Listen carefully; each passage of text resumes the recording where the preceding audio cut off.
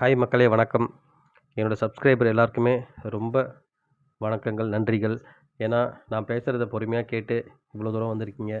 So இன்னியோட big pass சீசனின் முடிஞ்சது. So நம்மளுடைய இந்த பிக் பாஸ் ரிவ்யூ வந்து இதோட முடியுது. ஸோ இதோட வந்து அடுத்து அல்டிமேட் வருதுன்றாங்க. மார்ச்சோ பிப்ரவரியோ.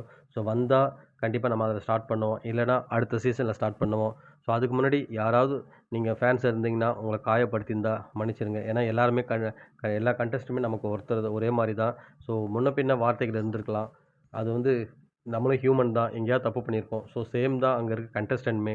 அவங்களும் பார்த்தீங்கன்னா இந்த கேமுக்காக தான் வெறுப்பு உமிழ்ந்திருப்பாங்க தவிர அதை தவிர்த்து வெளியே வந்தாங்கன்னா அவங்க வேலையை பார்க்க போயிடுவாங்க.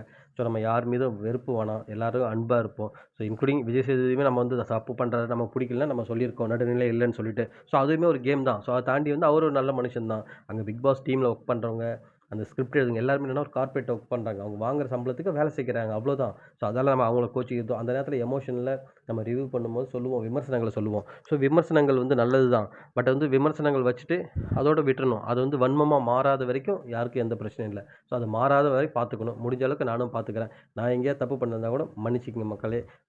நீங்கள் யாருக்கா பிடிச்சிருக்கோம் கண்டஸ்டன்ட்டு, அதை நான் கூட குறைய ஏதாவது வார்த்தை சொல்லியிருந்தேன்னா மன்னிச்சிடுங்க. உங்கள் வீட்டு பிள்ளையாக நினச்சி. ஸோ நம்ம அடுத்தடுத்து வீடியோஸ் போடுவோம். ஸோ என்ன மாதிரி கண்டென்ட்ஸ் போடலான்னு சொல்லிட்டு நீங்கள் உங்களுக்கு பிடிச்ச ஷோஸ் எதனா இருந்ததுன்னா நம்ம கமெண்ட் செக்ஷனில் கமெண்ட் பண்ணுங்கள்.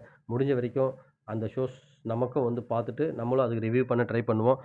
மார்ச்சில் அல்டிமேட் வருதுன்றாங்க பிக் பாஸ். ஸோ அது வந்தால் பண்ணுவோம். இல்லைனா அடுத்த சீசனில் மீட் பண்ணலாம் மக்களே. அது வரைக்கும் பார்த்திங்கன்னா நம்ம கண்டஸ்டன்ட் எதா பண்ணுறாங்க, ஷோஸ் எதா போகிறாங்க வராங்க, மற்றபடி ஏதாவது சினிமா சம்மந்தப்பட்ட நிகழ்ச்சிகளை வந்து நம்ம சேனலில் நம்ம போஸ்ட் பண்ணுன்றதை நான் தெரிவிச்சுக்கிறேன் மக்களே. எல்லாருக்கும் மறுபடியும் ஒரு தடவை சொல்கிறேன், எல்லாருக்கும் நன்றிகள், நன்றிகள், நன்றிகள்.